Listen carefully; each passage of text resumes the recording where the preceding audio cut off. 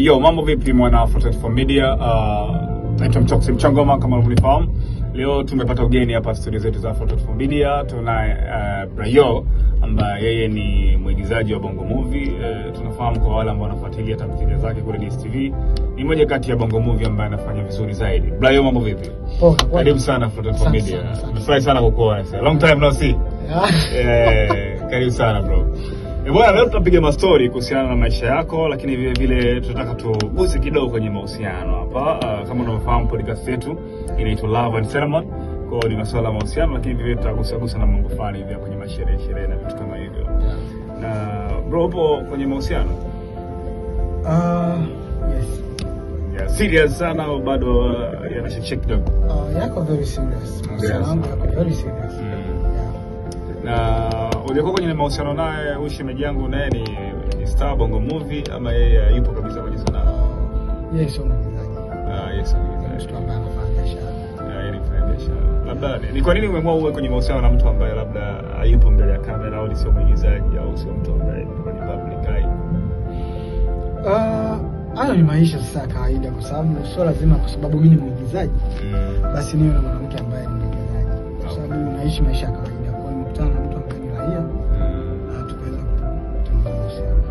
Nataka unipe experience yako kwenye uandishi wenu wa script. Hivi ulishawahi kuandika story au scene ambayo ina reflect maisha yako halisi? Yaani kwamba umecheza scene na mara baada ya kumaliza uchezaji wa ile scene ukaja ukafananisha na maisha yako, ukakumbuka kwamba hiki kitu nilichokiigiza kimewahi kunitokea katika maisha yangu. Leo kutaiwali?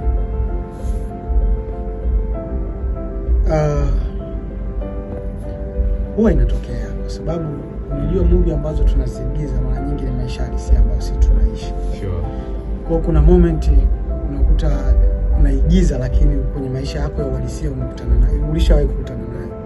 Kwa hicho ambacho umeniuliza ni kitu ambacho kinatokea. Okay. Yeah. Na nataka uniambie Brayo, say uko na mpenzi wako, mnaenda kwenye party. Tunafahamu nyinyi wasanii mnaenda kwenye party mengi sana mnaalikwa. Alafu akatokea shabiki ambaye anakuwa very excited kukuona siku hiyo. Unafahamu mashabiki mara nyingi kuona wanataka kupiga picha, anataka kukumbatia, sasa katika kufanya hivyo tunafahamu mashabiki wengine hawana lengo zuri na mastaa. Mara nyingi tunaona wengine wanapost afu wanaandika vitu vibaya, labda mtu ikolaza kuandika kwamba unatoka naye mahusiano, kitu ambacho sicho. Nataka nipate experience kutoka kwako kwamba kama umekutana na kama hiyo alafu uko na shemeji na mpenzi wako, yaani ichukuliaje hiyo hali kwamba shabiki kaja kukumpatia nini huwa inakuaje?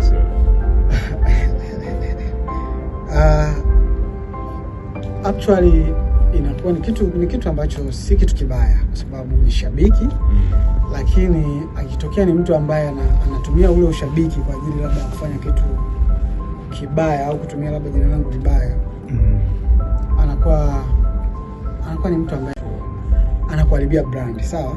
Kama nitakuwa na partner wangu ataelewa kwamba huyu ni shabiki, safi, ata understand vizuri, lakini for me ikitokea labda ni picha ama ni video alafu anaenda anaandika kitu tofauti, kwangu inakuwa ni kitu ambacho amenidisappoint sana, kwa sababu mimi natumia muda mwingi sana, natumia akili nyingi sana, na invest muda kutengeneza brand. Sawa? Kwa ikitokea mtu anafanya kitu anataka tu kuchukulia vitu kwa kawaida na sio kitu kizuri. Okay, vizuri. Wewe kama unavyosema mnalindaga sana brand kama mnavyotumia.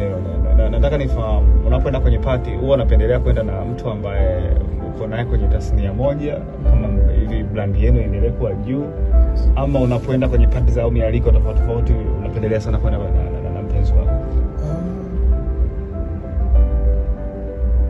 Mimi kwenye maisha huwa napenda kuwa kila siku kuwa mpya.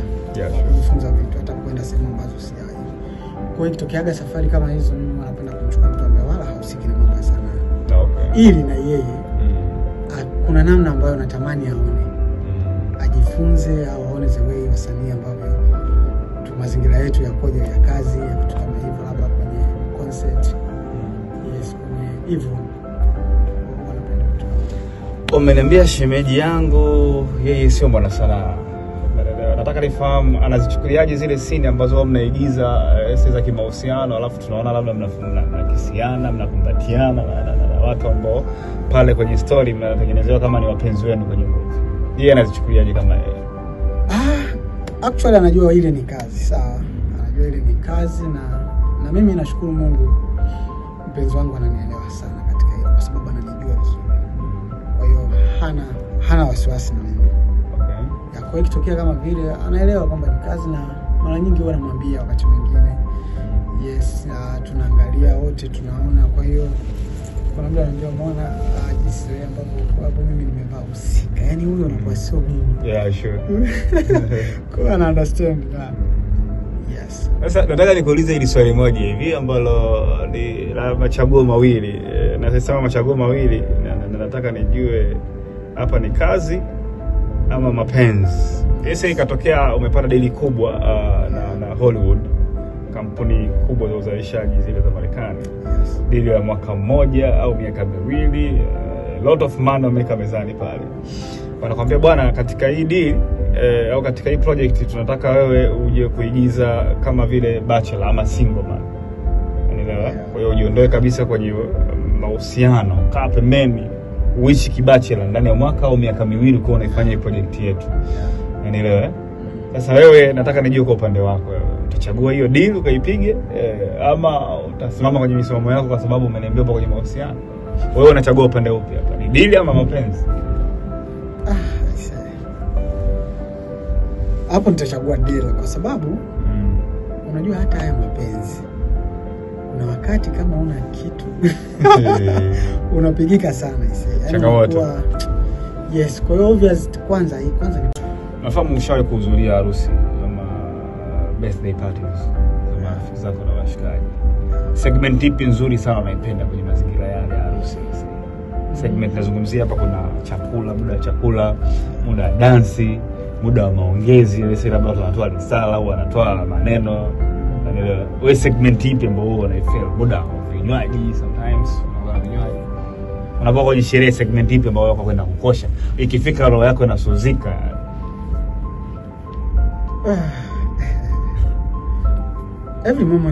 Every moment ni nzuri. Unajua kila moment ina testa yake, sawa. Lakini katika party moment nzuri ni ile ambayo sawa, ingawaje kuna party. Lakini unajua pale kuna moment ambayo yani ile oya vipi? Nakwambia lakini ni ile labda nazungumzia ile have fun ya kufahamiana, kupiga story wewe na ule. Kuna watu wanakutana, kuna watu utakutana nao wajui, kuna watu kwa muda mrefu hujakutana nao, kwa kuna ile sasa ile time ile. Unajua ile ndio moment ambayo mimi wanaipenda sana. Kubwa ni kukutana na marafiki. Haijalishi ni wa muda mrefu au wapi. Ile moment inakuwa wakati mwingine ni nzuri sana. Okay. Kwa hivyo huwezi kufahamisha moment ya kula na nini, hizo zipo. Unamtafsiri vipi mwanamke bora kwako wewe? Mwanamke bora ni yupi? Ana sifa zipi? Unaweza kusema kwangu mwanamke akiwa na sifa hizi, huyu ni bora. Kwanza awe ni mtu wa kujiheshimu. Okay. Ajitambue yeye ni nani. Akishaweza kujitambua yeye ni nani, itakuwa ni rahisi pia kujiheshimu. Yes. Lakini pia mwanamke ambaye ana hofu ya Mungu. Okay. Huyu ni mwanamke ambaye obvious atakuwa ni mtu bora sana. Awe mama, awe dada, awe mpenzi. Yes. Watu muhimu sana. Sawa, lakini kwa maisha sasa hivi jinsi unavyoona na hali ya maisha jinsi ilivyo, vijana wengi sana huwa wanakwepa sana swala la kuingia kwenye ndoa. Hizo watu vijana wengi unakuta wako lazi sana, wanafocus sana kwenye kutafuta maisha. Lakini nikiangalia hili swala kwa wazazi wetu, unakuta wengi sana walioa katika kipindi ambacho wengi hawana vitu, hawana kitu. Kipi sasa kinachosababisha kuwa na utofauti wa staili hii? Kwa nini vijana wanaogopa kuoa, wakisubiri mpaka wafanikiwe sana, wana magari, nyumba, nini ndio waoe, wakati wazee wetu walikuwa wengine wana hata basikeli na wanaoa? Hapo ni pia kwa hiyo sasa hivi maisha yako magumu sana, maisha yanahitaji pesa. Maisha kila kitu ni pesa sasa. Na ukiwa na hela pia ni vizuri ukawa na hela afu yes. Wakati mwingine mahusiano huwa yanasumbua sana kama na hela. Brayo, uhisi vile vile na ukubwa wa hii mahari ambayo wao wazazi wanaweka kwa mabinti zao wanapotaka kuolewa, unachangia vile vile? Unasikia mzazi anaweka mahari milioni 10, milioni 20. Yes. Inaweza kama vile ni sababu ya vijana wengi kukwepa zoezi la kufunga ndoa. Yes. Yes, kwa sababu kijana amependana na mwenzake, sawa, wameshakubaliana. Alafu inakuja wanataka kuoana, mzazi anataja milioni 3, milioni 5, milioni 10. Lakini unakuta sasa yule kijana uwezo wake ni mdogo, sawa, ana hiyo hela, nafikiri ndio kutokea. Na wamependana kweli kabisa, lakini ndio hicho, ndio maana nakwambia kwa inafika wakati sasa, yani kuna mtu anajua kabisa, yani tutapendana, tutatamani kuishi katika maisha ya ndoa, lakini financially hatuko sawa. Kwa hiyo yani inamfanya acha tu nitafute kwanza hela afuta. Kwa watu wengi wanachelewa kuoa kwa sababu hiyo. Yes. Wewe sasa ndio baba na una binti mkubwa, ameshafikia umri wa kuolewa na amekwambia kabisa na mpenzi ambaye yuko tayari kuja kunioa. Unahisi una umuhimu wa kumwekea mahari kubwa kwa binti yako au utamtoa tu kwa mahari kidogo? Tukifika kwa watu wazima kama hivyo, tuna watoto, mimi nitakachoangalia ni nitamuuliza yeye tu kwamba yeye anatakaje. Yes. Anatakaje na mwenzake yukoje? Kwa mimi wao nitawasikiliza wao. Nitaambia kama anataka afanye hivi, sasa yuko tayari na ataweza, sawa. Kwa nitaangalia namna ambavyo itakuwa, nisifanye wakashindwa kuwa kwa sababu ya pesa na vitu kama hivyo. Nani role model wako? Nani anayekuvutia waigizaji wake ambao unatamani siku moja wafikie level au feel kama yeye? Kwa Tanzania au popote pale, whether ni Tanzania ama nje ya mipaka Tanzania.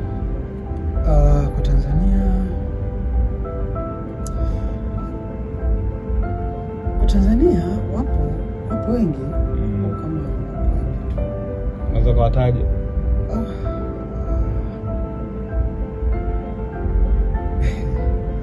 Wapo wengi sana. Wapo wengi sana. Kwa nje? Kwa nje mimi napenda, kuna Nigeria ambao mimi nafuatilia sana.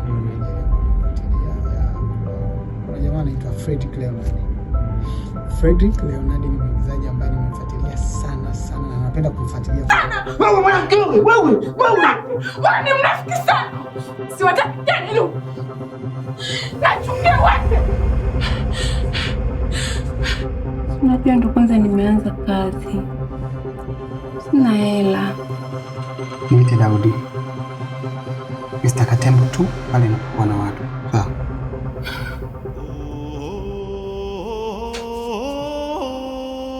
Kama vocha ni check. Ndio maana kila siku nakaza kunechea hela ndogo kama mwajiri wa kampuni ndogo. Kumbe wewe ndo anayekuonga, si ndio? Nitakupiga. Bwana natalisha na hela kwenye kampuni yako. Jamani mbona hivi leo ni achi? Na mwili wake ataendana.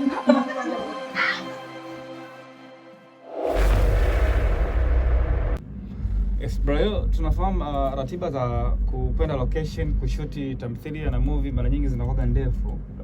Nachukua sometimes mpaka miezi, elewa. Nataka nijue hii kitu mtu ambaye uko naye kwenye mahusiano anaichukuliaje?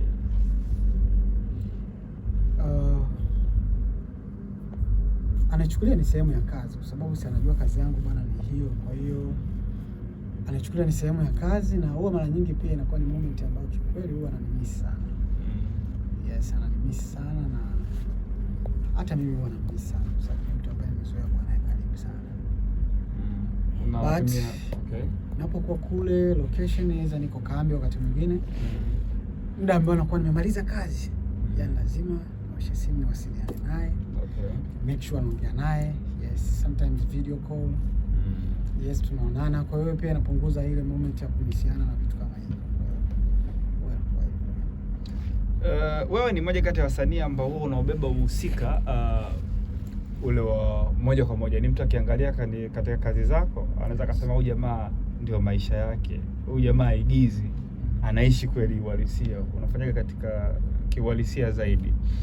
Nataka nijue zile moment ambazo wewe unacheza kwenye zile scene za mahusiano, unamkisi mtu, unamkumbatia mtu ambaye uko naye kwenye mahusiano, kwa maanisha shemeji yangu, sasa anaichukuliaje? Anachukulia hii ni kazi au ni sehemu ya usaliti unayojaribu kuionyesha kwa hadhira? Anachukulia ile ni kama kazi, kwa sababu nishakwambia mpenzi wangu anajua mimi kazi yangu ni uigizaji. Kwa hiyo hata scene za namna hiyo huwa anazichukulia kama kazi, lakini kwa wakati mwingine ni changamoto. Okay. Anaona nakuwa niko romantic pale, kibinadamu kidogo inamchukua, lakini anaelewa kwamba ni kazi. Yes.